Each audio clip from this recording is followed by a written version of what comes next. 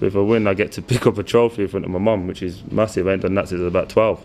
So got one here, like players player and that kind of thing. But this is different. This is a team one. It's all right having individual awards, but the team ones are more important than anything. And again, it's history for this club. You've got like Elton John up there. He's synonymous with this club, but I want my picture up there for years to come. I said it before, like it's not going to be career defining for me. Like if I don't win a trophy, everyone's not going to go, he's rubbish.